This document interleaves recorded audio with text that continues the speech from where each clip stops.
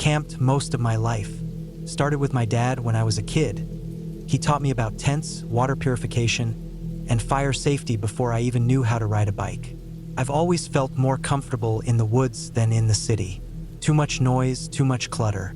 The woods are honest, quiet. They give back what you put into them.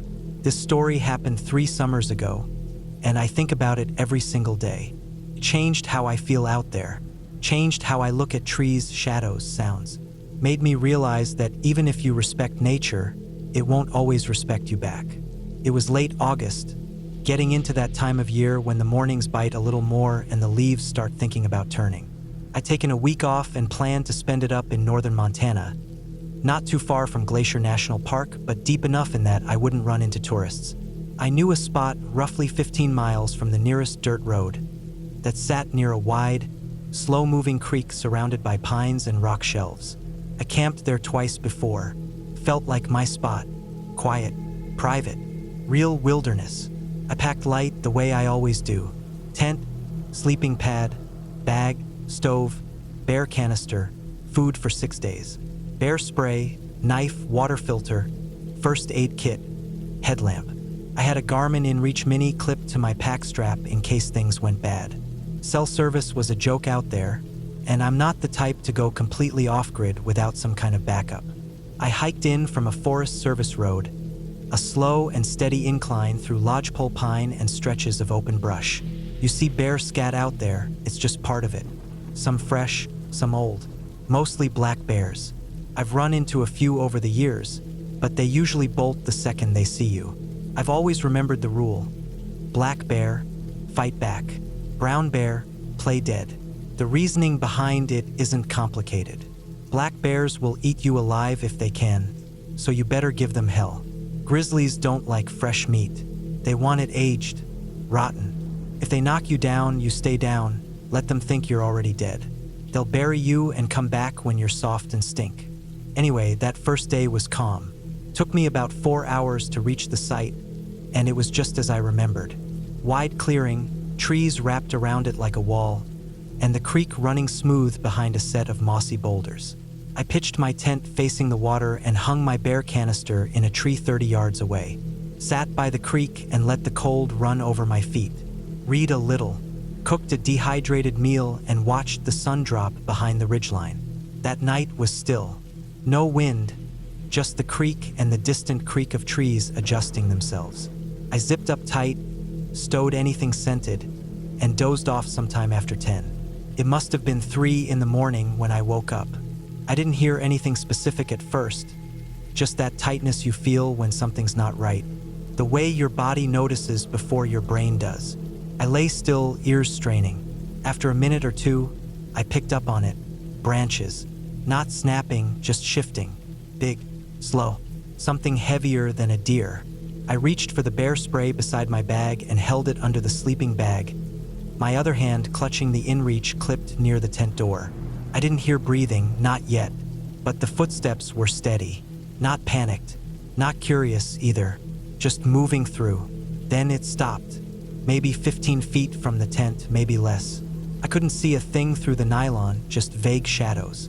And then there it was, the exhale, that low huff bears make when they're smelling. The kind of breath that means they know you're there. I stayed frozen, not even blinking. I knew not to move, not to rustle. Any sound might trigger it. Eventually, it moved off. Slow again, like it had gotten what it came for. I heard branches sway, then silence. Not a squirrel, not a bug. Just dead, unnatural quiet. I didn't sleep after that. Just waited for daylight. As soon as the sky started turning pale, I stepped out, heart thudding in my throat. Nothing was disturbed. The canister was still in place, but the prints were there, clear as anything. Clawed toes, wide pads, too big for a black bear. I measured one against my boot, bigger than my foot by a few inches. Probably a male, a big one.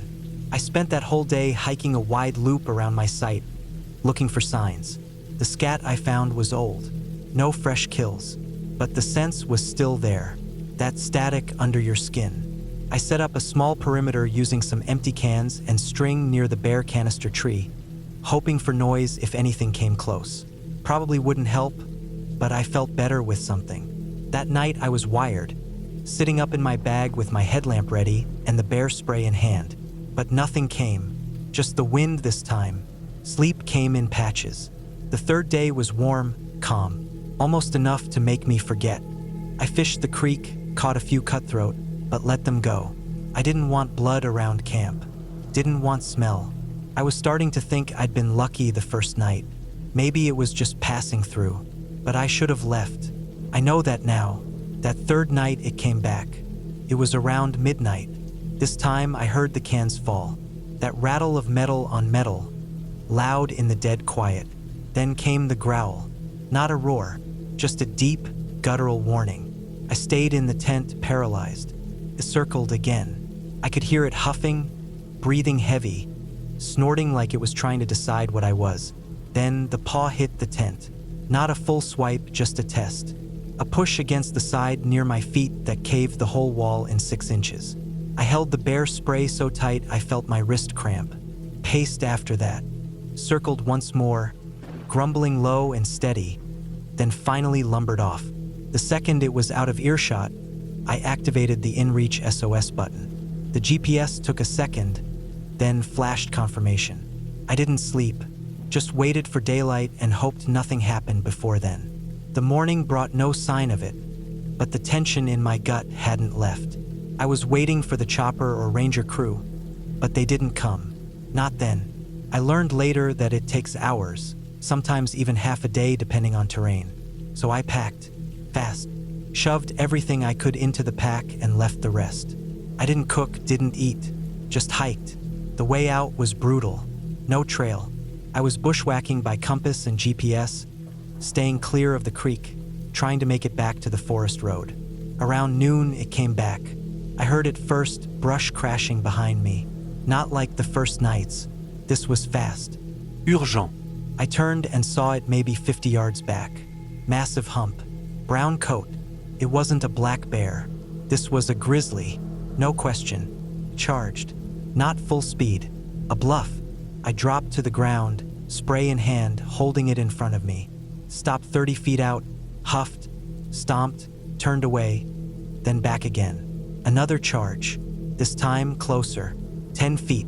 I almost pulled the trigger, but it stopped again. Teeth bared, eyes locked. I remembered the rule. If it's a bluff, don't run. If it attacks for real, go limp. Paced. Then, like it was done testing, it turned and walked back into the trees. I waited. 5 minutes.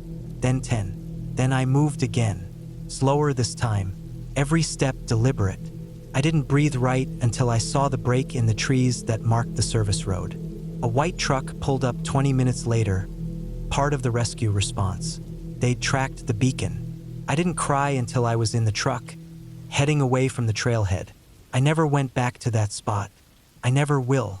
Now, even when I camp closer to trails or stick to more populated zones, I keep the spray clipped close. I don't sleep near water. I don't stay longer than a day in any one place. People talk like nature is this calming force, but they forget it's not made for us. You're not the top of the food chain out there. You're just meat. And if something decides you're next, all your plans and gear and knowledge don't mean anything. I'm alive because I remembered what to do, because I stayed still, because I didn't run. But every time I close my eyes at night, I see that shape in the dark.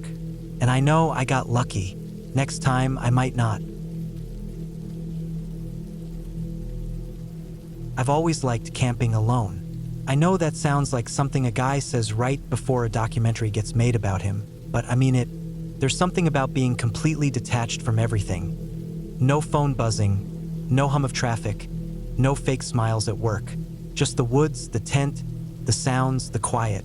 You can learn a lot about yourself when there's no one else around. But the thing is, some lessons aren't worth learning. It was early fall, just when the trees start to burn orange and red. I packed up my usual gear, a sturdy 4-season tent, a sleeping bag rated for sub-freezing temps, a gas stove, water purifier, a good fixed blade knife, and enough dried food to keep me out there for 4 or 5 days. I picked a place in northern Michigan, a patch of national forest that I found on an old hiking forum. The trail in wasn't officially maintained anymore.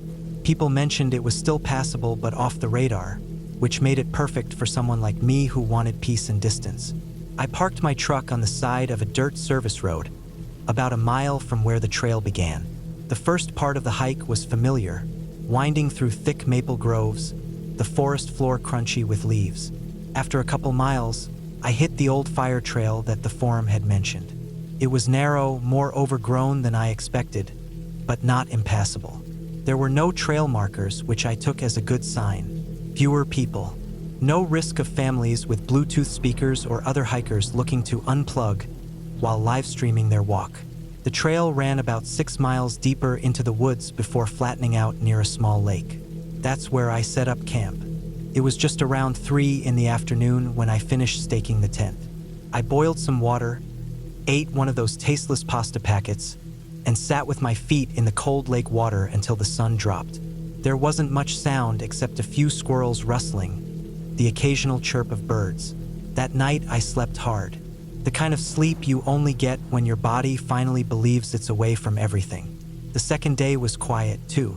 I walked around the lake's edge, did a little fishing even though I didn't bring anything to clean the fish with. I wasn't planning to cook fresh food, but it was something to do. The line stayed mostly quiet except for one decent-sized perch I caught and released. No signs of other campers. I didn't even see boot prints on the dirt trail around the lake. Just deer tracks, raccoon, maybe some coyote. That night was cooler. I could see my breath before I zipped up inside the tent. Still no issues. Still peaceful. But the third day was different. It started with something small. A tree branch snapped while I was boiling water for coffee. Not a twig. Something thicker, heavier, with weight behind it. I looked up and scanned the trees but didn't see anything. I assumed it was a deer. Maybe a branch had just fallen. That happens all the time in forests, even without wind. Still, it was early in the morning. Everything else had been dead quiet. The birds hadn't even started up yet. Around mid-morning, I hiked back up the trail I'd come in on, just to stretch my legs. Maybe a mile and a half out before I turned around. About halfway back to camp, I noticed something strange. A boot print. It wasn't mine. Too big, wider toe box, and the tread pattern didn't match. Mine had a tight diagonal grid on the soles. These were flat-soled, like work boots. The weirdest thing was the direction. They were pointed toward my camp. But I hadn't seen anyone. Not on the way in. Not in the days I'd been there. I squatted and looked close. The edges of the print were crisp, fresh, within the last few hours. My stomach turned in a way I couldn't quite explain. I kept moving, faster this time. I kept telling myself it was nothing. Maybe a hunter passing through. Maybe someone else just liked the solitude out here and didn't want to be seen. Still, the whole way back I kept scanning the trees. My ears were sharper, like they were reaching out for any unnatural sound. I didn't hear anything, but that made it worse somehow. Back at the lake, everything looked untouched. My tent was fine. The fire pit was cold. My pack was still zipped up where I left it inside the tent. No sign of anyone. I walked around the whole perimeter of the site just to be sure. No other tracks. No gear stashed. Nothing. I sat down and tried to calm my nerves. I reminded myself that people cross each other all the time in the woods without ever seeing each other. That's part of what makes it feel so remote. It doesn't mean anything. That night, I kept the fire going longer than usual. I tried to read a paperback I'd packed but couldn't focus. I kept looking up every few seconds. Every crack of a stick felt like something. I turned in late, well after midnight, but couldn't sleep. Every sound. Acorns hitting the ground, the wind rustling the branches, sounded like footsteps. At some point, I finally dozed off. When I woke up, the sun was already up, and the first thing I noticed was that the front flap of my tent was unzipped. I sat bolt upright. My head was pounding, and my mouth was dry. I never leave it unzipped. Ever. Especially not with the bugs and the temperature drop at night. I looked around inside. My stove was still there. My pack was there. My knife was next to me where I'd stashed it. But something was off. My food bag was unhooked from the bare line I'd strung up. It was lying flat next to the fire pit. still tied shut, but moved. I looked at the line. It hadn't broken. The knot was untied neatly. That was enough for me. I packed everything in record time. My hands were shaking the whole time I rolled up the tent. I didn't even eat breakfast.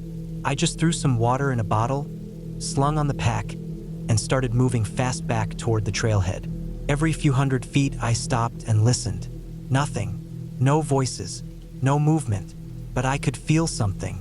You know how sometimes your gut knows things before your head does?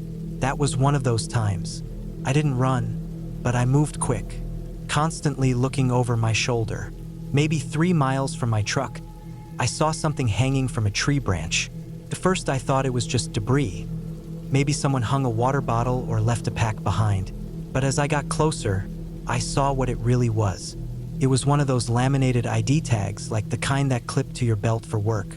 Faded photo, a name I didn't recognize, and a company I'd never heard of. But it was old. The plastic was yellowed and cracked, and the strap had been wrapped around the branch like someone had intentionally put it there. I had no idea what to make of it. I looked at the photo. The guy was smiling, clean cut, looked like someone you'd see in an office park. But what the hell was it doing out here? I left it there. I didn't touch it, just kept moving. When I got back to my truck, I locked the doors behind me and sat there for a few minutes, breathing, trying to stop my hands from shaking. I kept scanning the tree line, waiting for something or someone to step out, but nothing did. I turned the key and drove, not even stopping to check the GPS. I didn't feel okay until I was back on the main road, with lines on the pavement and billboards on the side of the highway. Later that week, I searched the name from the ID badge. Nothing came up, not a single hit. I checked missing persons databases, corporate directories, even social media. No results. I didn't report it. What would I even say? That someone maybe walked by my camp and untied a knot? That someone had a work ID from some company that may or may not exist? It didn't seem like something anyone would take seriously. Hell, maybe I was being paranoid. Maybe the food bag just slipped. Maybe I unzipped the tent myself and forgot. Maybe that boot print belonged to some rando who just wanted a quiet walk. But I don't believe that. Not really. There was something wrong out there. Not ghost stories or monsters, just something off. I've gone camping alone dozens of times since I was a teenager, but I've never felt that kind of dread before. The kind that gets under your skin and makes you feel watched even when you're alone. The kind that tells you you're not the only one out there, and whatever else is out there doesn't want to be seen. I haven't been back since. I still camp, still go out alone sometimes, but I check the maps more carefully now. I choose trails that are well maintained, where I know others will pass through. I bring a satellite communicator. I lock up my food with metal cables, not rope. I never camp more than 2 nights in the same spot. And every time I'm packing up to leave, I double-check that tent zipper. I look at the dirt for prints that aren't mine. I listen for branches snapping in the wrong kind of silence. That trip taught me something, and not in the poetic sense. It was real, practical, dangerous. It's one of those creativity constructed informational phrases I hope to never need, but now I know exactly what it means, and I'll never forget it. I've been camping and hiking for most of my adult life. I grew up around it. My dad used to take me up into the mountains in Idaho, and later I did solo trips all over the Rockies and into British Columbia.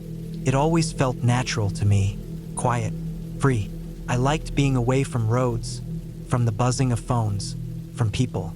You can walk all day, set up your tent somewhere off the trail, cook your food over a tiny fire or a stove, and just exist. You learn to enjoy your own company in places like that. You also learn to pay attention. By the time this happened, I'd probably spent more nights in a tent than most people will in their entire lives. I'm not trying to brag.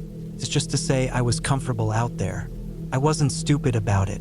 I always brought gear that worked. I didn't take dumb risks. I carried a Garmin even though I prefer paper maps. I knew how to spot a weather change before it rolled in. And I knew the wildlife, especially the bears. I knew what they could do and how fast they could do it. I also knew how to act around them, what to do for a black bear, what to do for a grizzly, what to do if I ever, somehow, ran into a polar bear, which I always assumed was a one-in-a-million thing unless you were up near the Arctic. I'd read books. I talked to rangers. I wasn't naive. This trip was supposed to be simple. 5 days in the northern part of Glacier National Park. Out and back. No crazy elevation changes, no dicey passes. It was late August, so I didn't expect snow, just chilly nights. The route took me up through alpine meadows, then along a long, tree-covered ridge that followed a chain of lakes. The bears are always a factor in Glacier, so I brought the usual. Bear spray on a holster across my chest, a knife on my hip, bear canister for food, and a metal cup that I could bang against rocks or trees if needed. The first 2 days were uneventful. A few moose sightings, some mountain goats, squirrels. Saw a black bear down in a ravine from a distance, just foraging. I kept moving. That's the thing out there.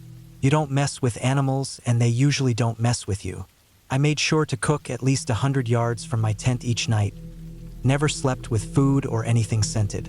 I hung my trash, cleaned my cooking area, kept my gear clean. The third night, I camped at the end of the lake. A beautiful little spot tucked into a notch where a stream ran down off the hill. There were steep slopes behind the trees on one side, and the other side opened out toward the lake. I set my tent near a cluster of fir trees with a good view. The area was quiet. Too quiet. That's something that always puts me on edge. When the birds go quiet, when the squirrels disappear, when the air gets still like that, animals notice things we don't. I remember boiling water for my meal and realizing I hadn't heard any movement in a while. No birds calling. No chipmunks rustling. It was just a gut feeling, but I didn't like it. I ate fast and packed my food and utensils up in the canister, walked it well away from camp, and stashed it in a thick clump of brush on the edge of the tree line. I carried my headlamp but kept it dimmed. I didn't want to broadcast myself more than I had to. When I finally crawled into my tent, I kept my bear spray holstered and set my knife right by my sleeping bag. I don't sleep deeply when I'm solo camping, especially in grizzly territory. I've trained myself to sleep light and wake at small sounds. That night, I was out for maybe an hour before I woke up again. It was the sound of breathing. Deep, slow breathing. Not close, but not far either. Maybe 30 yards. My body went rigid. I stayed still, listening. My heart was beating fast, and I had that cold, tight feeling in my gut that only comes when you know you're not alone. I slowly unzipped my sleeping bag and reached for the knife. The bear spray was already strapped to my chest. I didn't make any noise. I just waited. The breathing stopped. Then I heard something move through the brush. A branch snapped. Not loud, just the dry, sharp pop of something heavy shifting its weight. Then a few quiet, heavy footfalls circled my tent, wide, never coming in close. I could hear it sniffing. It was checking the area, looking for food. I didn't move. I didn't call out. I didn't want to startle it. After a while, the footsteps moved away. It was a long time before I heard birds again, maybe 2 hours. I stayed awake the rest of the night. In the morning, I found prints along the edge of the lake. Grizzly. There was no mistaking the wide pads and the big claw marks. It had walked along the waterline, then up into the brush behind my tent. I walked out to my bear canister, still intact. I hadn't found it. I thought hard about what to do. I still had 2 days left on my loop. I wasn't injured. The bear hadn't been aggressive. It had been checking the area, sure, but it was just doing what bears do. I decided to keep going. I packed up and headed up the trail. The next stretch followed a ridgeline for a while, then dipped into a dense forest. Lots of downed trees and thick undergrowth. Places where you couldn't see more than 10 feet ahead. That's the worst place to surprise something. I slowed my pace and started calling out every few minutes. Hey bear. Nothing fancy, just a steady cadence so they knew I was coming. I also banged my metal cup against a rock now and then. Sharp metallic noise cuts through everything out there. Most animals hate it. About 4 miles in, I smelled it. That deep, musky, rotten odor that tells you something big and wild is close. I stopped, looked around. No movement. I banged my cup twice against a tree. Nothing. No rustling, no crashing. I took a step forward and froze again. I didn't see it at first. It was lying down in the brush about 15 feet to the right of the trail. A grizzly, big, thick fur, dark shoulders. His head was up, eyes locked on me. I don't know how I missed it. I didn't run. I didn't move fast. I slowly turned my body sideways so I wasn't facing it head on, and I started stepping off the trail. I kept my arms loose, not flailing, just moving slow. I kept talking, calm and steady. I didn't show my back. The bear stood up. Its ears were forward. It was testing me. It huffed, popped its jaw. My chest tightened. I felt like everything inside me wanted to run, but I couldn't. I slid sideways through the brush, trying to put trees between us. It didn't charge. It didn't drop its head. It watched me for a while, then snorted and dropped back down. I kept moving until it was out of sight. I didn't stop. I walked for hours, probably 10 miles that day. I camped in a miserable little clearing that night. No view, uneven ground, and everything smelled damp, but it was far from where that bear had been. I didn't eat much, just a granola bar and water. I barely slept. Every sound made me flinch. The last day, I hiked out early. It was overcast and windy. I saw a few hikers coming in. Most were day hikers. They asked about the trail. I told them to be alert. I didn't go into details. When I got back to my truck, I sat there for a long time before turning the engine over. Just sat, looking at the trailhead, thinking. I wasn't rattled, exactly, just aware, sharply aware of how close it had been. Out there, it's not a fantasy. You can do everything right and still find yourself one bad step away from being in real trouble. That's what people don't get. These aren't campfire stories. These are apex predators. They live by different rules. I still go out there. I'm more cautious now. I double-check my surroundings more often. I pay attention to wind direction. I scan for fresh sign constantly. I carry 2 cans of spray now, not 1. I trust my gut. If the woods go quiet, I notice. And if I smell that musky odor again, I know what it means. I was lucky that trip. I know that. I didn't die tired, and I didn't die at all. But it was close enough to remind me that luck can run out. That's the lesson. You respect the wild, or it will remind you why you should have. I don't usually camp alone in the winter, but that year I needed to get away. Work had been dragging me down, and I was tired of my apartment walls, tired of the constant noise in the city. I just wanted to breathe. So I packed up my gear and drove out to a national forest a few hours north, a place I'd hiked a few times in the fall but never visited in the snow. It was early February, and the forecast looked good, cold but clear. I figured I'd be able to handle a few nights in the cold if I kept moving and had enough layers.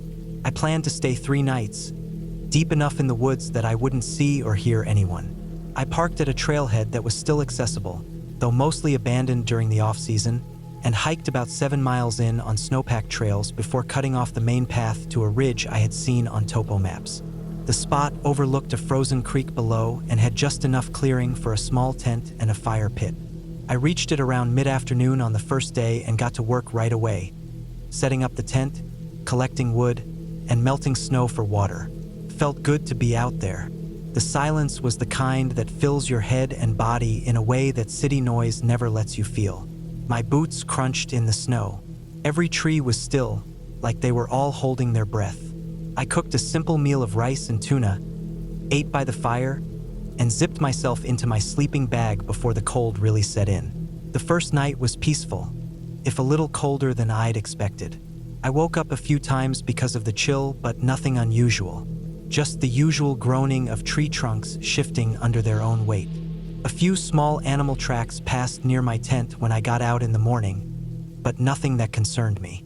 I made oatmeal and coffee, packed up my small day pack, and decided to do a loop hike to the north, following a ridge and circling back along a frozen stream.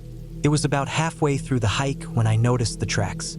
I'd gone off trail at that point, walking through shallow snow between stands of pine and spruce. The trees thinned, and I stopped for a break near a boulder field, just to get my bearings. That's when I saw them, cat tracks. Large ones, too big for a bobcat, with clear, rounded pads and no claw marks. Fresh, too. The snow had crusted overnight, and these were punched clean through, no drift over them. I stood there for a moment, scanning the woods around me, and I felt that prickling sensation at the back of my neck. I've seen mountain lion tracks before, but not that fresh and not that deep in the woods alone. I didn't panic. I knew better than that, but I stayed alert. I reached into my jacket and pulled out the hunting knife I always carried. I didn't go anywhere remote without it. It was a thick-bladed fixed knife with a rubber grip, heavy enough to be used for chopping or, if it ever came to it, defense. I didn't like thinking about that possibility, but it was a reality in places like this. I also had a small camp shovel with me, strapped to the back of my pack. I stood there for a while, just listening. I didn't hear anything but the faint creaking of trees in the cold. No birds, no wind. It was dead quiet. I kept moving more slowly now. I knew I wasn't being stalked. Not yet, anyway. But those tracks were close to where I'd been walking. That meant it had crossed paths with me at some point. Maybe it already saw me and moved on. That was my hope. I followed my route carefully, watching the trees and hills around me. Mountain lions are ambush predators. They won't usually run at you unless they think you're prey or a threat. If they do, it's sudden. I didn't see anything else for the next few hours, and by late afternoon I'd looped back toward camp.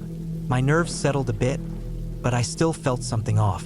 Hard to explain. Just a weird tension I couldn't shake. I got the fire going again and boiled water for a dehydrated meal. Ate quickly, kept my ears open. Still nothing but wind brushing through the high branches. That night was different. I was just starting to drift off in my sleeping bag when I heard it. This soft crunch outside the tent. Not the random popping of frozen wood or snow dropping from trees. This was slow, steady, controlled, like something putting weight down carefully. I held my breath. There it was again. A few steps closer this time. I didn't move. My knife was sheathed and tucked near my sleeping bag, and I could feel its handle through the nylon. I stayed completely still, just listening. My heart pounded so hard I thought it might echo through the fabric of the tent. Whatever was outside circled halfway around the tent, then stopped. I couldn't hear breathing, but I felt the weight of it, like something was just on the other side of that thin wall. I knew it was a mountain lion. I didn't need to see it to know. No other animal moves like that. I forced myself to stay calm. I didn't unzip the tent. I didn't make a sound.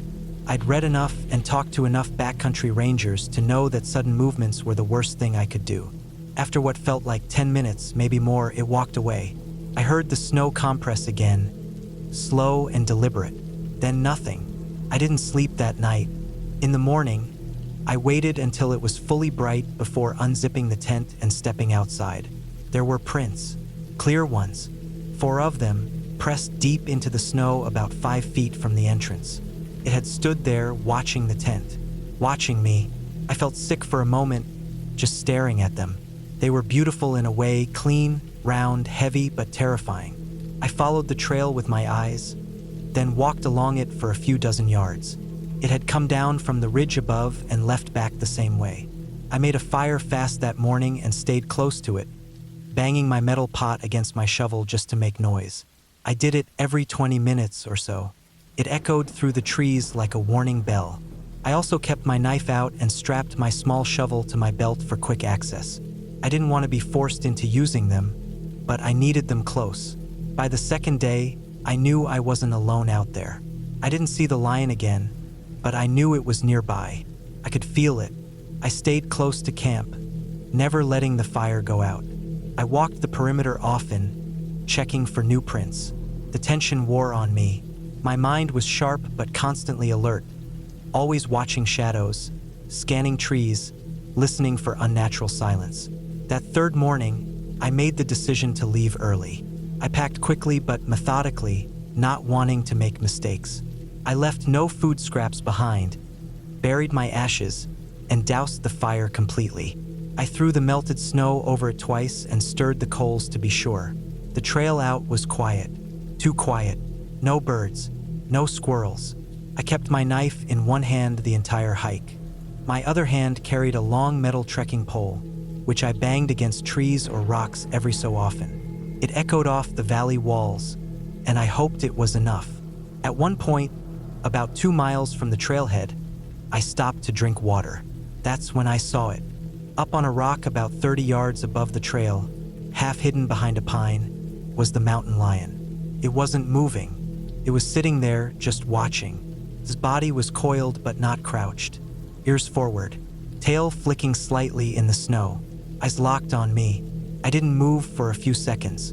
I met its gaze, not aggressively but calmly. I stood tall. I raised my arms slowly, holding the knife and trekking pole above my head to make myself look bigger. Then I yelled. Just one loud, sharp roar from deep in my chest. Not panic, just volume. The lion didn't flinch.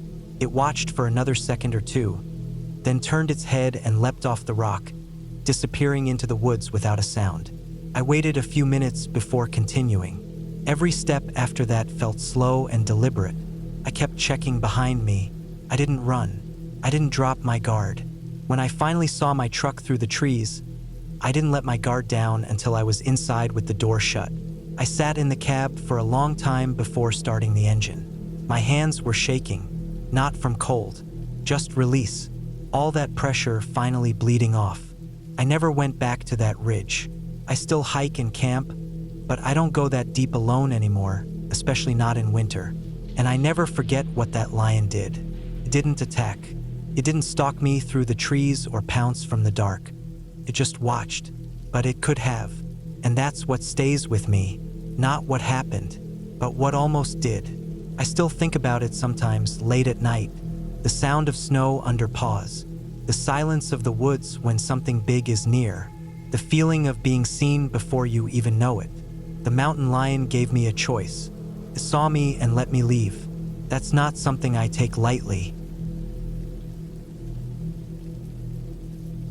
I had always been the kind of person who found peace in the quiet of the woods. That solitude, the clean air, the sense of being far removed from everything else. It was the kind of reset I looked forward to at least a couple of times a year.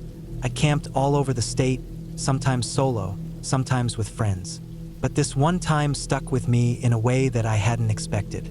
It wasn't the weather, or the terrain, or even the campsite itself. It was what happened one night that left a lasting impression. It was late October when I decided to take a long weekend off work and get in one final trip before the season turned. The forecast showed clear skies and cold nights, but nothing too harsh. I picked a spot I'd been to once before, a national forest up north that wasn't too popular but had some beautiful backcountry spots if you were willing to hike a few miles in. I packed light but smart, brought a small bear canister, food for 4 days, a sleeping bag rated for 20 degrees, and my trusty old tent. I had my small camp stove, water filter, extra layers, and a compact GPS.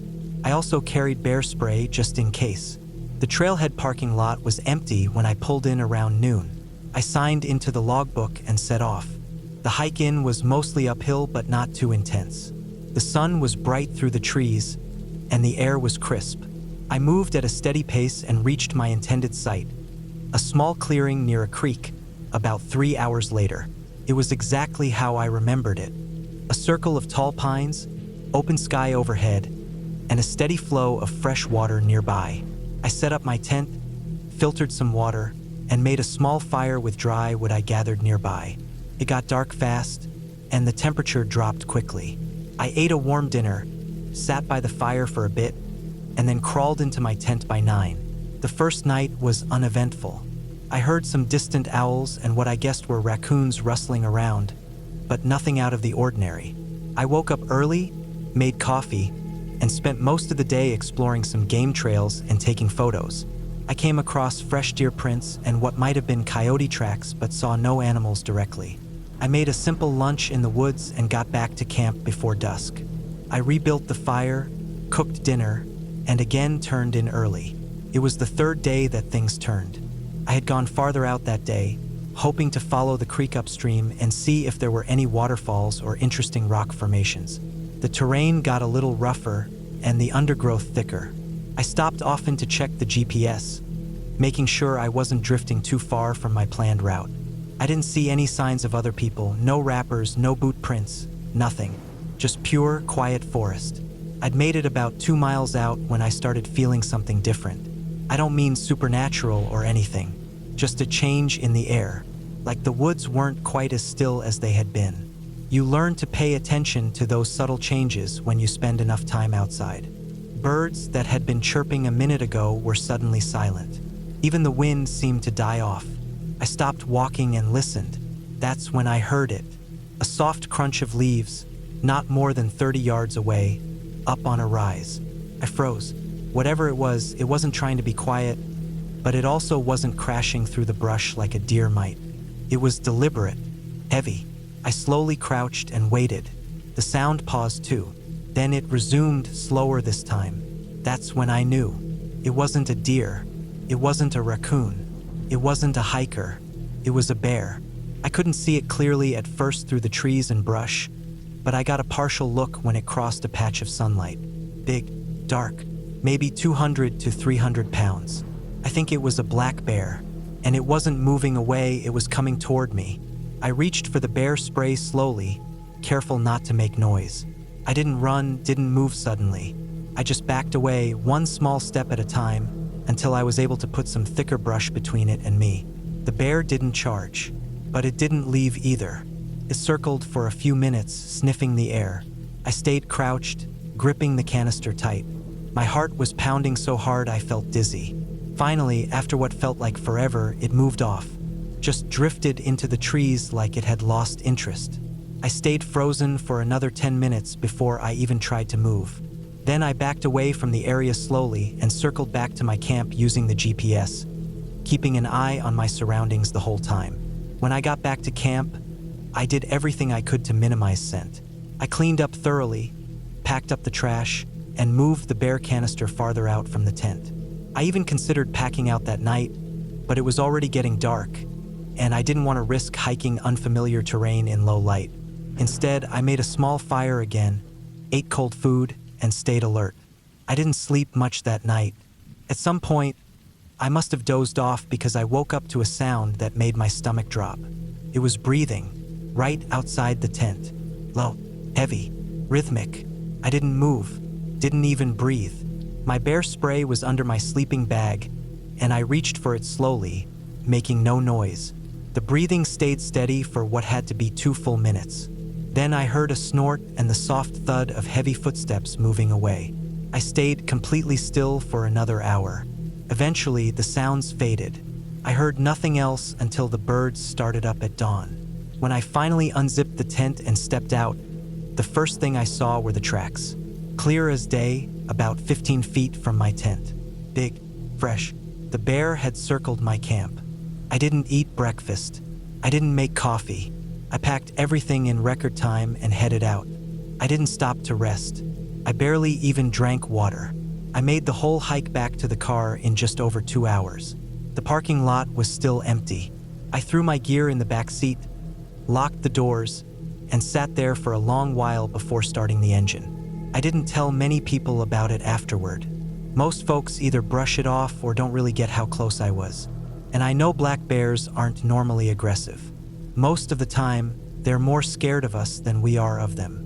But this one wasn't acting like that. It wasn't curious. It wasn't skittish. It was hungry, maybe desperate, and it saw me as a possible solution. Now, when people ask if I still go camping, I say yes. But I don't go solo as often. I bring more gear. I camp a little closer to trails. I double up on bear precautions. And I always listen to that change in the woods. The moment the birds stop singing, the wind stops moving, and you realize something else is out there. Because when a hungry bear locks in on you, there's no fairy tale ending. There's just preparation, instinct, and luck. That's what saved me that night. Nothing else.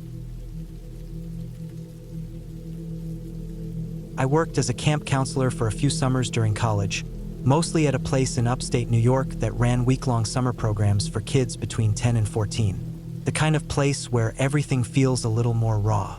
You had mosquito bites covering your legs, sunburn on your shoulders, and that constant gritty layer of dirt around your ankles no matter how often you rinsed off in the lake. Nights were filled with frogs croaking, the snap of twigs under raccoons or whatever else snuck into camp, and the murmurs of kids trying not to fall asleep too fast in their tents. Each session ended with a final night around the campfire. We'd roast marshmallows, sing dumb songs, and tell stories, real or made up. It was a tradition, and that last part, the stories, well, that's where I always got my chance to shine. I had this one story I would tell every year. It was built on this idea of a ghost who had a strange rule. Supposedly, he was some old miner who died in a cave-in not too far from where our camp sat. The details changed each time I told it, depending on how old the kids were or how rowdy the group was. But the core was always the same. If the ghost found you and you wanted to live, you had to give him 2 of your own teeth and name 2 other people for him to go after instead. Not your parents, not your enemies, just 2 names and 2 teeth. Most of the kids would laugh during the story or try to pretend they weren't scared. But I could always tell when it was working. It was in the way their eyes stayed fixed on me, or the way the firelight caught the tension in their jaw, like they were afraid to blink or move. And then, just before we'd send them off to bed, I'd spring the real twist. See, when I was younger, 2 of my adult teeth never came in. I had this retainer with fake teeth that I wore all through high school. Still wore it during those summers. At the end of the story, I'd step in close to the firelight, drop my voice low, and say something like, "He asked for 2 of my teeth." Then, I'd quietly pop the retainer out and flash the kids a big, toothless grin. 2 perfectly missing teeth in just the right spots. It was a cheap trick, but damn, it worked. The mix of the creepy story, the campfire glow, the woods all around, and then a real-life visual like that, it messed with their heads. I never told them the truth about the retainer. I just let the moment hang and then walk off to start cleaning up or whatever. Every summer, same routine. Different kids, same reaction.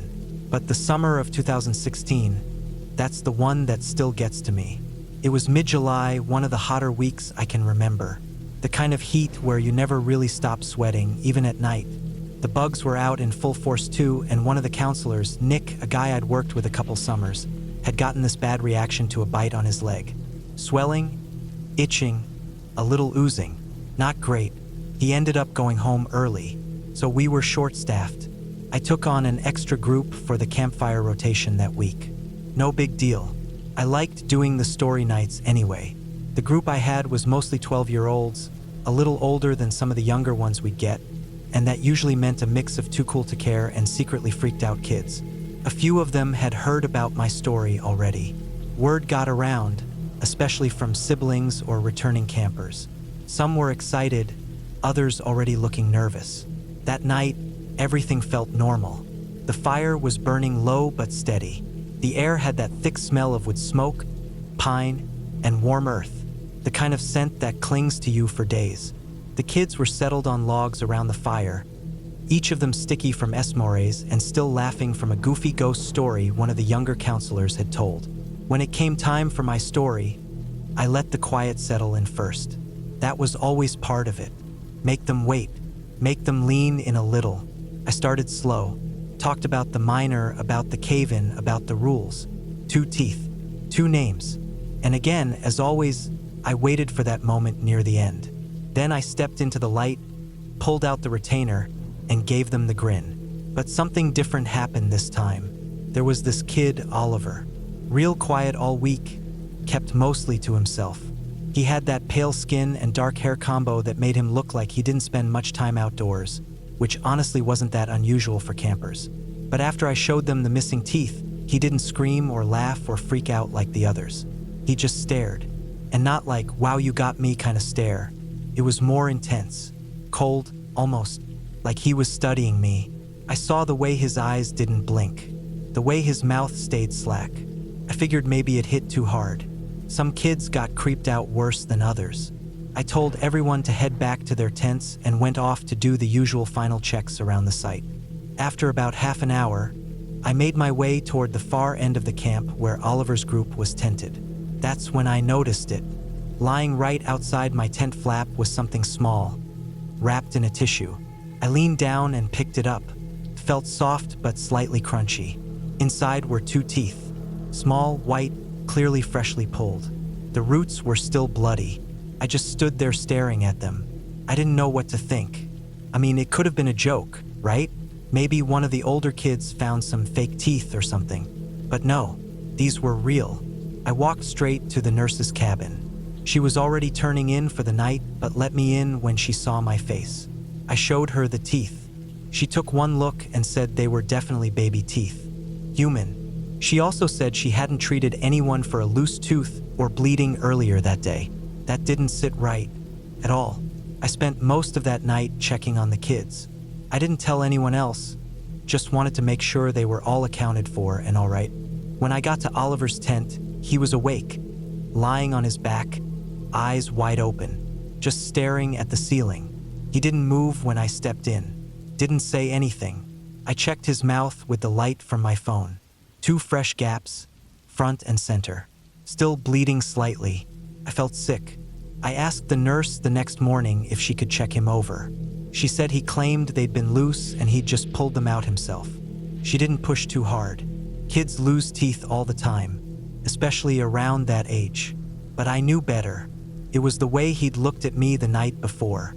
That blank stare, like he'd done something important, like he believed something real had happened. I didn't do the story again for the rest of that summer. After that year, I never went back. I told myself I was too busy, that life was moving on. Which was true, but it wasn't the whole reason. I still have that retainer in a drawer at home. Haven't worn it in years. But every now and then, when the night feels a little too quiet, I'll think back to that last campfire. The way Oliver stared, the way those teeth looked in that tissue. And I wonder if somewhere out there he's still telling that story, with someone else's names on his tongue. But I know it's not the story that scared me off. Is that for a moment, just a flicker, I believed it too. Not the ghost, not the curse, but the power of the moment. The power of the prop. How something as small and simple as 2 missing teeth could make something feel real. Could make a kid do something that didn't make sense. Could make a grown man like me question the line between pretending and believing. That story wasn't about a ghost. It was about how easily we let fear into our heads. About how sometimes we make our own monsters, and in the right place with the right spark, that's all it takes. 2 teeth, 2 names, and a fire burning in the dark. I spent 3 summers working as a camp counselor at a private camp nestled in the woods of upstate New York. It was one of those camps where the kids were dropped off by parents driving European SUVs. And the biggest trouble they caused was sneaking peanut butter into the bunks or whispering past lights out. The camp had cabins that were a little too old, with floorboards that creaked at the wrong time and windows that let in more bugs than air. But the lake was clean, the days were long, and for a college student like me, it was the perfect summer job. I worked mostly with the younger kids, 8 to 10-year-olds. They were easy to manage with a good story and a strict flashlight curfew. That first summer, I figured out that scary stories were my best tool. If the kids were wound up before bed, one spooky story would usually be enough to shut them up for the rest of the night. And I had one story that never failed. The gist was that there was this ghost in the woods. Some angry old thing that had been betrayed or forgotten or whatever. The kids didn't care about the backstory. What mattered was the deal part of the story. The ghost didn't just kill for fun. He'd come up to you in the dark and offer a choice. Either you gave him 2 of your own teeth and told him the names of 2 other people for him to go after instead, or he'd kill you that night. It was simple, and when told slowly around a campfire with a flashlight under your chin, it worked like magic. Kids would eat it up. Some would giggle nervously, others would try to act tough, but almost all of them would stay completely silent as they walked back to their bunks afterward. What made it work, though, what really sold it, was the punchline. See, I had a retainer from when I was younger. I'd lost 2 of my adult teeth. Not knocked out or broken, just never grew in. My dentist said it was something genetic. So I had this retainer with 2 fake teeth on it, and by the time I got to college, I'd mostly stopped wearing it. But I still had it. So, before bed, right as the kids were climbing into their sleeping bags, I'd sneak off to the bathroom, pop out the retainer, and come back with this big, creepy grin. 2 gaps perfectly in line with the story. I wouldn't say anything. I'd just smile and stare. It freaked them out every time. I'd hear whispers for hours. Did you see his teeth? He's missing too, just like in the story. Worked like a charm. But what started as a harmless scare tactic eventually stopped feeling like a joke. It was during my second summer that something happened. Something that still gets to me when I think about it too long. It was mid-July and the heat was bad that year. The kind of hot where you wake up already sweating, even before the sun is fully up. The camp had a policy about keeping kids hydrated, so we were constantly herding them toward water coolers and reminding them to fill their bottles. But in the evenings, when things cooled off just enough, we had a little more freedom. That night, we took the kids on a short hike out to one of the lookout points, a rocky ledge that sat about 30 feet above the lake with a clear view of the sunset. We sat in a half circle, tired from the walk, some kids still picking burrs out of their socks. I told my signature story, slowly dragging it out, adding in a few new details to keep the veterans guessing. I watched their faces carefully, the nervous smiles, the ones who avoided eye contact. I loved that part. I wrapped it up right as the last of the sun dipped below the trees, and we began the walk back. The trail wasn't long, but the woods had a way of closing in once it got dark. I had a flashlight, and so did one of the junior counselors. The kids walked close, some holding hands even though they wouldn't admit it. When we got back to camp, they were quieter than usual. Success. I did the usual routine, got them brushing teeth, changing, climbing into bunks. Then I stepped away for a second, popped out the retainer, and came back in. I leaned into the cabin, wide grin on my face, showing the missing teeth. The reaction was perfect. A few kids gasped. One hid under his sleeping bag. I turned out the lights and left them to squirm under their covers. I thought that would be the end of it. But a few nights later, I was woken up just past midnight by one of the junior staff members. He looked shaken. He told me that one of the kids in my cabin, Ben, quiet kid, didn't talk much, was missing. He wasn't in his bed, and they'd already checked the bathrooms and the mess hall. I jumped up, threw on a hoodie, and joined the search. The staff was trying not to panic. They kept saying things like, "He's probably just gone for a walk," or "Maybe he couldn't sleep." But we all knew the woods weren't a place to wander after dark. Not for a kid that age. I was the one who found him. He was off the main trail, maybe 30 yards into the woods. No flashlight, no shoes, just sitting against a tree, knees pulled up to his chest. His face was blank, like he wasn't really seeing me. I approached slowly, trying not to scare him. But he didn't move. He just looked past me. I called his name softly, and he finally looked up. There was blood on his mouth. I thought he'd gotten hurt. Fallen. Maybe. But then I saw what he was holding. In his little hand were 2 teeth. Not baby teeth. Adult ones. And the gaps in his mouth were fresh. They hadn't even stopped bleeding yet. We got him back to the infirmary. He didn't say anything the whole walk back. Just kept looking over his shoulder, like he was waiting for something. The nurse cleaned him up. We called his parents and took him off the camp schedule for the rest of the summer. They picked him up the next morning without asking many questions. Just wanted to take him home. After he left, we found a little folded piece of paper tucked under his mattress. It had 2 names written on it. One was mine. The other was the name of a kid in the bunk across from his. A kid who'd already gone home a few days earlier because of a broken arm. The camp director brushed it all off as a prank or a bad reaction to the ghost story. I got a talking to about being age-appropriate with the storytelling. They didn't fire me, but I toned things down for the rest of the summer. No more ghost stories.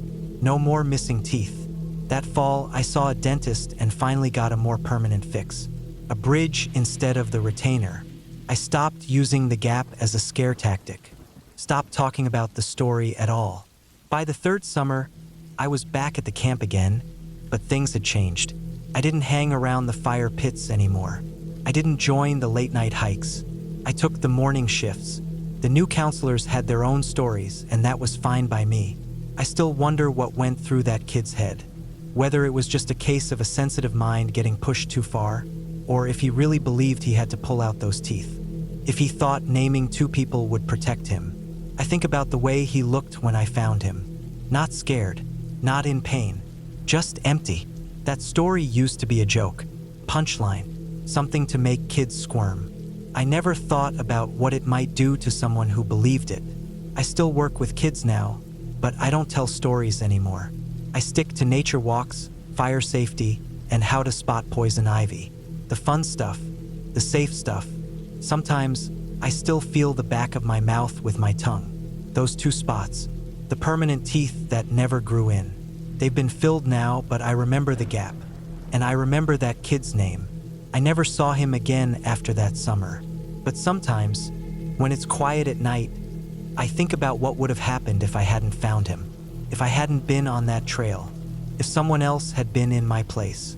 And I think about the paper with 2 names on it. And I think about what could have happened if he'd believed just a little bit more. I met Rick about 6 years ago when I started working at the equipment yard just outside of Fairview. He'd already been there a while, maybe 15 years by then, and he had a bit of a reputation. Everyone warned me about his messed up sense of humor and how he'd always find a way to mess with new hires. They weren't kidding. On my second day, he rigged one of the shop air hoses to let loose when I walked in. Scared me half to death. I think he laughed harder than I'd ever seen a grown man laugh before. Rick had this dry, sarcastic way of talking. And even though he had this goofy, joking side, he'd suddenly switch gears and go into lecture mode. Safety this, safety that. Always double check your lockout, he'd say. One mistake and you'll regret it forever. Then he'd raise his left hand, the one missing the top half of his middle finger, and wave it at you. Can't even wave properly no more, he'd say, grinning. People think I'm flipping them off. That story about his finger, he told it all the time. Said he got lazy one day working on a jammed conveyor belt, didn't lock out the machine, and the rollers grabbed his glove before he even realized what was happening. It didn't take the whole hand, just the finger, but it left a mark, not just physically. After that, he became the guy who joked and warned in equal measure. The guy who would fake losing his finger again just to freak out some new kid, then give a serious talk about how easy it is to get hurt. After a while, I grew close with Rick. He became something like a mentor, but more than that, a friend. We started camping together during long weekends. Nothing fancy, just a couple of tents, some decent gear, usually near a lake or deep in the woods. He loved getting off the grid. Said it cleared his head. That summer, we'd planned a 3-day trip up north, about 40 miles past Loon Pine. It was a bit deeper into the bush than we normally went. Rick picked the spot after seeing it on a forestry map, an old logging road that cut off the highway, then ran about 12 miles up toward a small lake that barely showed on GPS. He drove his rust-red pickup, the one with the cracked tail light and the busted passenger door that only opened from the inside. I followed behind in my own truck, mostly because I didn't want to leave my gear behind if his broke down halfway. The trail was narrow and rough, the kind of road that's more rocks than dirt. It had clearly been forgotten. I couldn't tell if it was just overgrown or if landslides had knocked parts of it loose over the years. We had to clear some fallen branches at one point. Rick loved that kind of stuff, said it made the trip more authentic. By the time we reached the lake, it was late afternoon. The sun was still up, but the shadows were getting long. The place was silent, almost too quiet. No wind, no bird calls, not even the buzz of flies, just still air and trees. We set up camp on a slight rise about 20 yards from the water. Rick liked to keep his tent facing west, toward the sunset. I pitched mine facing the other way. We got the fire pit cleared and gathered wood. Rick had brought a small fold-up table for food prep, and we got our cook gear laid out. Everything felt routine. That night, we cooked some sausage, drank a few cans of beer, and talked about work. Rick went into one of his rants about the new guy back at the yard. A kid named Jordan who kept leaving tools plugged in and unattended. He's gonna learn the hard way, Rick said, poking the fire with a stick. But maybe not the real hard way like I did. Then he laughed, held up his hand, and made the missing finger salute. Classic Rick. The first night passed without much excitement. I remember waking up once, maybe around 3 a.m., because I heard something moving near the lake. It wasn't big, probably a raccoon or a deer. I stayed in my sleeping bag and listened for a while, but the sound faded, and I went back to sleep. The next day, we hiked around the lake. There wasn't a trail, so we had to bushwhack through some thick undergrowth. We found what looked like old logging equipment rusting into the ground, stuff that hadn't moved in decades. Rick loved it, took photos, made dumb jokes about how he was gonna haul that winch back down the trail and sell it for scrap. We didn't see any other people. No tire tracks, no footprints, no wrappers or broken bottles. It was like nobody had been up there in years. That night, something changed. I don't mean anything supernatural, nothing like that, but it was colder than it had been. The wind picked up a bit. The fire felt like it wasn't enough. Rick seemed quiet. He sat by the fire with a blanket over his legs and stared out at the trees like he was thinking hard. I asked him if he was good. He nodded, didn't say much. Later, as we were packing up our food and tying up the trash bag to hang it in a tree away from camp, Rick suddenly held up a hand and looked toward the tree line. I stopped moving.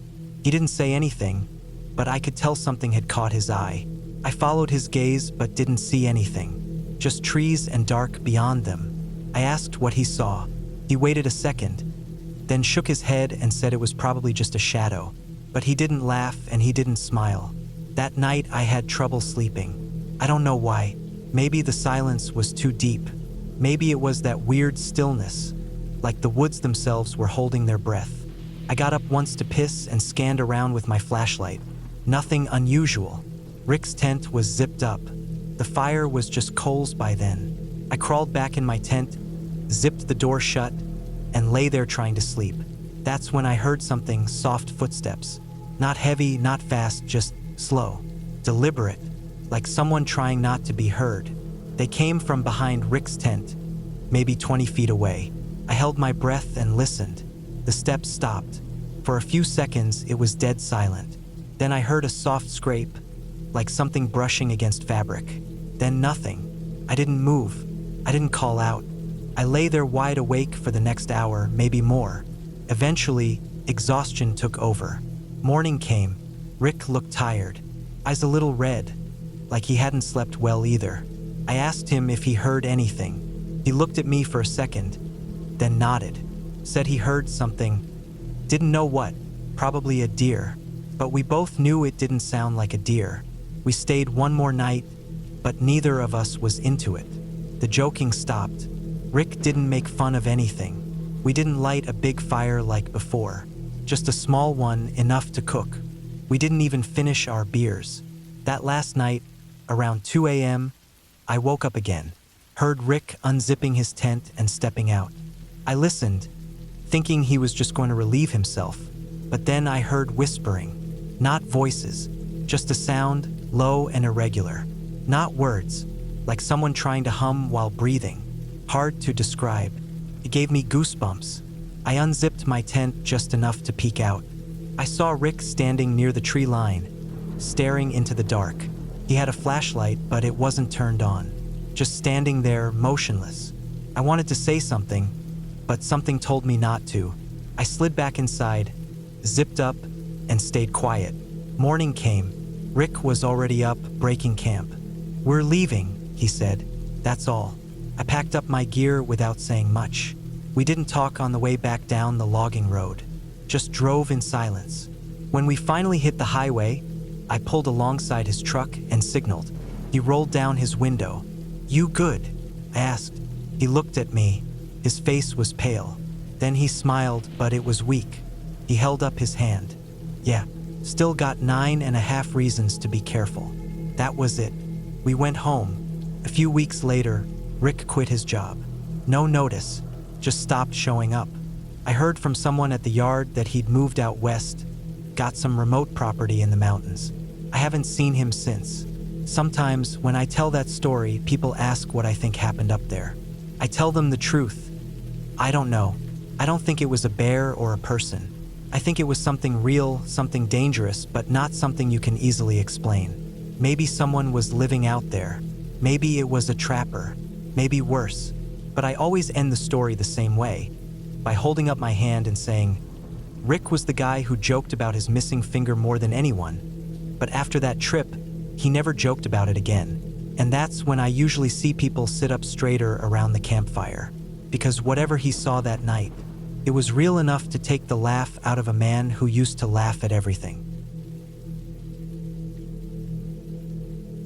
I was about 34 when this happened. It was late September, and I had just taken a few days off work. I needed a break. Too many hours behind a desk, too much time staring at screens, too much noise from the city. I'd always liked being out in the woods, not in a touristy kind of way with cabins and neighbors and all that. I liked real camping, just a tent, a fire, and the trees around me, nothing else. I picked a spot about 4 hours from where I lived, way up in the northern part of the state. It was one of those lesser-known state forests, not a national park, not really patrolled. I found a logging road that hadn't been used in years and drove my truck down it until the path got too narrow. From there, I parked and hiked in maybe another 1.5 miles. I picked a clearing near a creek, surrounded by thick woods. No trails, no people, just the way I liked it. I brought everything I needed: tent, sleeping bag, plenty of water, a little camp stove, firewood, a hatchet, a flashlight, and enough food to last 4 days. Felt good getting away from everything. That first day I got camp set up, collected some dry branches, cooked a can of chili over the fire, and just sat there with the sound of the creek bubbling nearby and the breeze moving through the trees. Nothing to do, nowhere to be. I didn't even bring my phone, just wanted silence. The first night went fine. It was cold, but I had a good sleeping bag. I heard some rustling outside the tent around midnight, probably a raccoon or a deer. That's normal. I've done enough camping to not get jumpy about that stuff. I slept well. The next morning, I got up early and walked along the creek. I followed it for about 1/2 mile, taking in the sound of it. Found some fresh tracks, maybe a fox, maybe a coyote. I came back, made coffee, read a paperback I'd brought, then laid back and just watched the sky through the trees. That whole second day was peaceful. Nothing unusual. But that night is when things started to feel off. Around 10 o'clock, I put out the fire, crawled into my tent, zipped it up, and lay down. I was half asleep when I heard something. It was different from the normal night sounds. Heavier. Not an animal scurrying or a branch falling. This was slow, deliberate, something moving. I held my breath and listened. It stopped for a few seconds. Then I heard it again. Something moving through the underbrush, maybe 15 or 20 feet from the tent. Heavy enough to snap small branches, quiet enough to seem careful. I sat up slowly in the tent and reached for my flashlight. I didn't turn it on right away. I just sat still, listening. The movement had stopped. I waited a few minutes, then unzipped the tent slowly and stepped outside, the flashlight still off. I didn't want to spook anything. I figured maybe it was a black bear wandering through, and if I kept my distance and didn't startle it, it would move on. I stood there, eyes adjusting to the dark, listening. The woods were quiet again. No breeze, no movement, just that silence that makes you hear your own heartbeat. Then, behind the trees, maybe 30 feet away, I saw something. It wasn't a bear. It was a man. He wasn't walking through the woods like a hiker. He was standing, just standing between two trees, still as a stump. I could barely make him out in the moonlight, just the shape of him, tall, broad, arms at his sides. He didn't say anything, didn't move. I didn't shine the light on him. I didn't want to draw attention to myself. I just backed up slowly, trying not to step on any twigs, and slipped back into the tent. I grabbed my hatchet and kept it in my lap while I sat there, heart pounding. I didn't sleep the rest of that night. At first light, I came out of the tent and looked around. There was no sign of anyone. No footprints I could see, no broken branches where he stood. But I know what I saw. That was no hallucination. I don't drink, don't take anything. I was clear-headed, and I've camped enough to tell the difference between imagination and something real. I packed everything up that morning. I wasn't going to stick around. If some guy was out there watching campsites in the middle of the night, I wasn't going to wait and find out why. I started hauling my stuff back toward where I'd parked. Took me 2 trips to get it all out. That's when things got worse. On the first trip, I carried my backpack and some of the smaller gear. I followed the same trail I came in on, but when I got to where the truck should have been, it wasn't there. First, I thought I'd gone the wrong way. I backtracked, then went forward again. Checked landmarks, bent trees, a pile of rocks I'd noticed. I was in the right spot, but the truck was gone. I stood there for a long time, just staring at the empty patch of dirt where I knew I'd left it. My heart sank. I thought maybe I was losing my mind. Maybe I'd parked in a different place. But no, I walked a grid around that spot for 2 hours, and I knew it was the right place. I started walking back to my camp to grab the rest of the gear, but halfway there I found something that made me stop in my tracks. A glove, one of mine, just sitting in the dirt off the trail. It was my left-hand glove. I had both with me the night before, wore them when I went out to check the Saond. I would have never just dropped one and not noticed. I picked it up. It was dry, clean. Looked like someone had set it there. I put it in my pocket and kept walking. At this point, I was more than uneasy. It wasn't just seeing a guy in the woods anymore. Someone had been to my camp. Someone had taken my truck. And now they were leaving things behind. I got back to my camp and found everything just like I left it. My tent was still up. The sleeping bag was inside. Nothing looked touched. But on top of my stove, there was a single strip of duct tape. Not mine. I hadn't brought any tape. It was just lying there like someone had placed it. I didn't touch it. I packed up the rest of my gear and started walking. I didn't know what else to do. I didn't have a phone. No GPS. I didn't see anyone on the way in, and I knew the closest town was over 10 miles away. I followed the logging road back, hoping I'd run into someone. For the first few miles, nothing happened. I was moving fast, too fast to really conserve energy, but I just wanted to be out of there. Then, around noon, I heard a truck. I thought maybe someone was coming down the road, maybe a hunter or a ranger. I stepped off to the side and waited. The sound got louder. Then it came into view. It was my truck. Driving slow, I stayed hidden in the trees and watched. I expected to see someone driving it, but the cab was empty. It was rolling down the hill, no driver. It swerved a little, then came to a stop in a ditch. I waited a long time before I approached it. When I finally walked up, the keys were still in the ignition. My jacket was still on the passenger seat. Nothing looked taken, but in the back of the truck bed, lying right in the center, was a single old rusty hammer. I don't own a hammer like that. It looked decades old. The kind you'd find in a barn or a shed, wood handle, iron head, pitted with rust. Just sitting there, like it was left for me to find. I picked it up and tossed it into the woods. I didn't want to know who put it there. I started the truck, drove down the road until I hit the highway, and didn't stop until I was back in town. I filled the tank, checked under the hood, checked the tires, everything looked fine. But I still don't know how it got moved, who drove it, or why they'd leave it like that. When I got home, I checked all my gear. The duct tape was gone. The glove was still in my pocket. But I noticed something else. The fingers of the glove had been cut off. Clean, straight across. All 5 of them. Whoever left it didn't want me to miss the message. I never went back to that part of the woods. I never reported it. What was I going to say? That someone followed me into the woods, moved my truck, left an old hammer and a piece of duct tape, and cut the fingers off my glove? Nobody would believe that. And honestly, I didn't want them to. That story is mine now. It sits in the back of my head like a shadow. I keep it there for quiet nights, for campfires, for when the kids want something scary. I tell them a version of it, of course. I leave out the glove, the truck being moved. I leave out how scared I was. But I tell them about the sound in the woods, the man between the trees, the way the fire seemed too quiet that night. And when they ask if it really happened, I just smile and say, let's just say I don't camp alone anymore. And I mean it. I haven't since.